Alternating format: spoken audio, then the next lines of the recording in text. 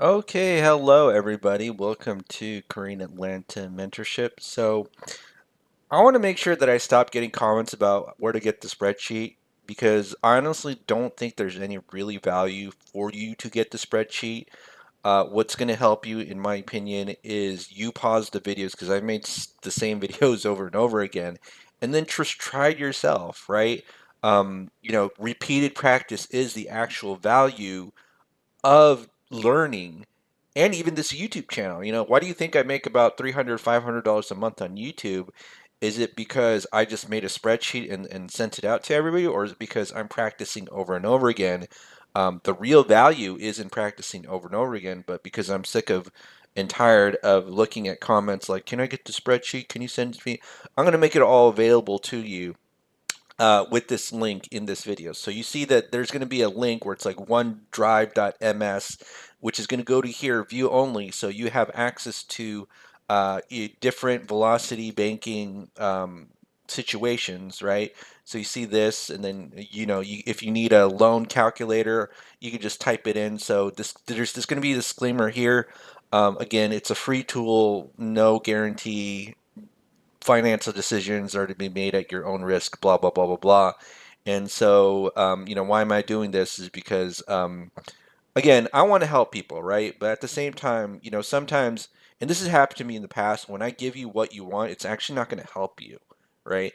You ever watched the movie Willy Wonka and the Chocolate Factory, where like he actually gives everybody an offer to kind of steal his candy so that they can make more money, and he's actually testing people to see who's going to take that offer, and most people do, but then Charlie is the one who doesn't take it, therefore he wins like the chocolate factory.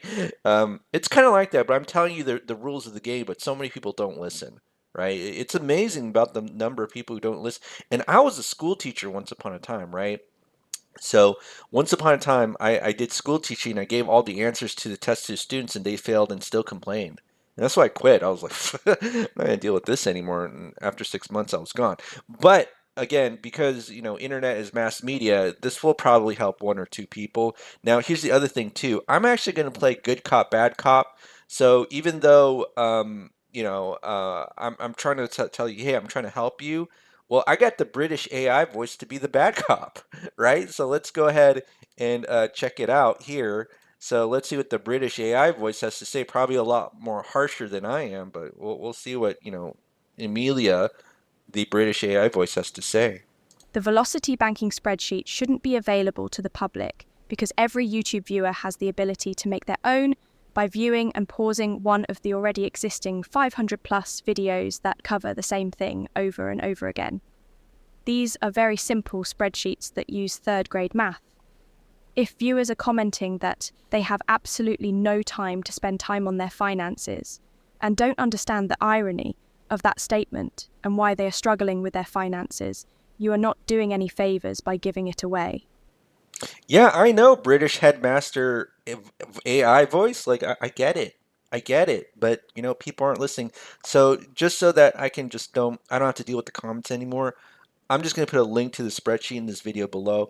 And here's the thing, while we're here, why don't we just do another velocity banking practice? Because that's the real value in all of this, right? That's the real value. So let's go ahead and hold on one second. Open up, open up Excel. There we go. We have Excel open, right? And so what is velocity banking? All it is a debt payout strategy using a line of credit as your main operating account, right? And so it requires two things. Number one is your budget, because your budget is your debt attack plan. And number two is your line of credit as your main operating account.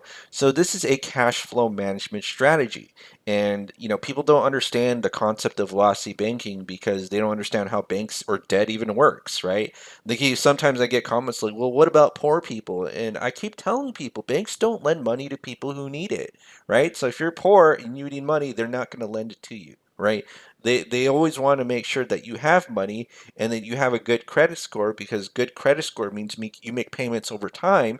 And if you don't pay it off too early, but you're constantly, you're predictable in your payments over time, you're a good credit risk, and that's who they want to lend to. And I don't know if you knew this or not, but 90% of the people in this country can't even get a mortgage. So when we talk about mortgage payoff, it's not going to even apply to most people, right? You need income to get a mortgage. You need to make, well, I don't want to say substantial income, but it's very hard to qualify that only 10% in this country can get a mortgage because banks don't lend money to people who need it, right? And this is a debt payoff cash flow management strategy, not an income generation strategy. That's there's other topics about that, and that's why I consider velocity banking not a level one. Oh, you just became 18 in life and you're able to apply it. It's like a level two, level three strategy. Once you have that income and you're able to tackle on some debt, how do we are able to easily manage that cash flow and pay off that debt quicker, right? So let's just assume that we have a huge line of credit available. And again, I know people complain about this, but you got to do an extreme, what we call a stress test to figure out the value of what is this, because sometimes you show the low income scenarios to them, to like, what's the big deal, right? So as we make more money, right? As we make more money, what if we do get into a negative savings cash flow issue, right? Like right here, $9,000, you're negative $644.48. What do you do here? Do you borrow more money? What if you had access to a line of credit, right? So again, people are like, well, and I actually probably should erase most of this. Give me 1 second. Okay, but well, what if, I have 33,000 available in, actually, let's do this. Let's say that you have a brand spanking new line of credit available to you and you had a $5,000 car emergency, right? $5,000 car emergency. Okay. So if you have a $5,000 car emergency and you're doing things the average American way, which we don't define by income, but we define for the purposes of this video as using your checking account as your main operating account, well, guess what? Now you have at least a negative $50 payment. You're already negative, so you went from 640 to 694, right? So you're in negative territory if you do it even if you had a line of credit. So the whole point of it I want to show is when you make your line of credit as your main operating account, you could go from a negative to positive easily because it's about cash flow management, right? So we're assuming we have the income, but we're terrible at managing our cash flow. And folks, there are plenty of people who out there who watch these videos and email me. I make a lot of money. I don't know what I'm doing, right? Plenty of people like that. So let's go ahead and do this and assume that we have a $200,000 line of credit available, right? And right now, I have over $284,000 in lines of credit.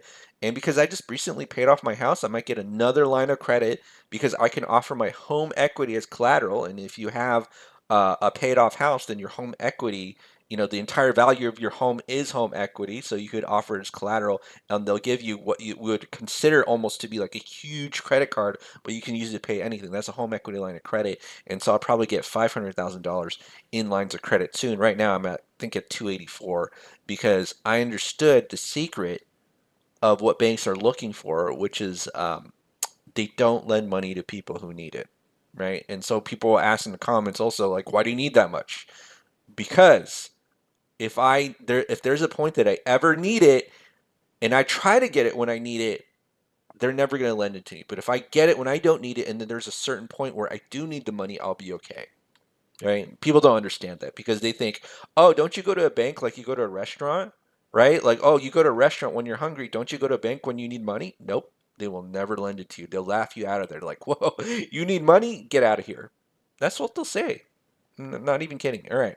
So we assume the same income, but then we're going to do the exact opposite of mainstream personal finance because we don't need a savings account, but we're going to use this. We're going to have something called cash flow, which is kind of like our savings, but we have zero savings. And the whole point is to maximize this number on day one if we can by dumping our entire paycheck into that line of credit. So I always use this example, and you might be wondering, where did I get these numbers? So you just go to bankrate.com, minimum payment calculator, type in the interest rate, the loan, or the credit card amount. They'll give you these payments, but let's just assume they had a personal line of credit, or not a personal home equity line of credit, and this is $167,000, right?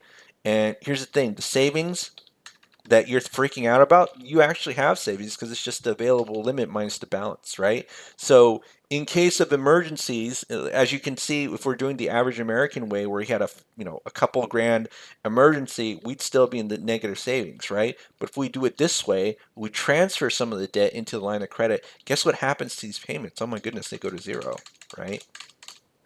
They go to zero. And so now we went from negative 644 to 4,701. Like how easy is that? How easy was that? That was so easy. Oh my goodness. $4,701.35 from negative 644. And the actual strategy itself, once you understand the concept of the debt order payoff, which ones you pay off first, and we always start with credit cards usually, um, you put your entire paycheck into that line of credit and then expenses out of the line of credit. And then our cash flow is how much our debt is reduced, right? This by this number. Okay. So if you want to calculate that, it's just the previous month's balance plus the previous month's interest. So H2 plus I2 minus what is our cash flow? It is 4701.35. Okay. And then the interest is calculated by the average daily balance. So we just do here, multiply it by zero point 0.1, divide by 12, and then copy and paste. And then you could see right here, oh my goodness, it gets paid off right here, right? 43 months. 43. How much is 43 months? 43 months, about 3.5 years, right? Ignore the dollar sign. But here's the point, right? So many people freak out about having a zero savings, like, oh my goodness, zero savings, right? And what's really going to prevent you from dumping all your money into debt is number one, an amortized loan is a one-way street. So if you decide to dump, I'm going to dump all my money. Okay, what about emergencies? What about emergencies, right? So you're all going to freak out and you know, here's the other thing too with the line of credit, when you dump all your money in your cash flow, every single month you accrue more in savings because your savings is just your limit minus the current balance. So, 33,000, and you could see that you have all of this available to you. Well, you could actually call this your emergency fund, right? That's because that's what this truly is. And that's what people consider savings accounts for, anyways. It's your emergency fund. You have access to it. But if you have access to all this line of credit and you're dumping your entire paycheck, you have no problem. And let's say we even had, I don't know, a 3 grand or emergency, 3000, oopsie, plus 3000. Okay. Well, all right. Well, we still have the savings. Maybe the savings is not as much as in the beginning, but it's just growing and growing and growing. And we see that the debt payoff is actually the same, even in a $3,000 emergency, right? So maybe in 4,000 it'll probably be another month extra, but 3,000, we had a $3,000 emergency, month one or month zero, whatever you want to call it, the starting month, it's not going to make a difference in the number of months to pay off the debt, and we still have all this quote savings available, right? This is our emergency fund. It's not the 6 months of emergency fund that Dave Ramsey is talking about. It's we just tackle on debt and that's it. Just keep tackling on debt. And then now, once this is paid off, we can tackle the mortgage. Now, here's the thing. I know there's that velocity banking calculator for amortized loans that Renatus provides. I can't provide that because that's not mine, right? However, if you do decide to purchase those Renatus classes, they come with the classes, the essentials, right? Because it's included in there, so you can get it. If you purchase those classes, and I get a commission from that, full disclosure, because I'm an independent contracted marketer with them. I sell their products, right? So if you want that calculator with the blue, you got to pay for it. Okay? You got to pay for it. All right, well, that's it for today. So just give me a little bit of tough love, but here's the thing. If you want to, I'll give it to you because I'm kind of a nice guy, right? But I try to be a little bit firm, but it is what it is, right? So I'll put a link down below. So you get that free velocity banking spreadsheet. Just download it, and then you can use it on Excel. It's a simple budget, right? Just like the British Headmaster AI was scolding you about like how it's just simple math. Yeah, it is. I mean, it's just a simple budget and just simple, three equations.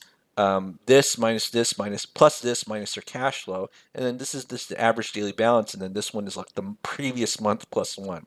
Okay. All right. Well, that's it for today. Have a great day, everybody, and we'll speak next time.